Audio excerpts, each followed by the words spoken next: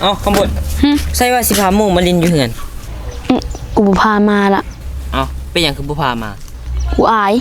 อายหยัง มึงก็เบิ่งเฮือนกูดู หลังบักน้อยๆมุงสังกะสีอ้อมสังกะสีหนึ่งเขามาเห็นเขาก็หัวขวัญเฮาตัว คำบด ฮะ มึงฟังกูเด้อคำว่าหมู่ที่ดีและซื่อสัตย์กับเฮานี่น่ะเขาบ่ได้เบิ่งเฮาที่ฐานะดอกเขาเบิ่งเฮาที่จิตใจพี่ ถึงว่าเฮือนเฮา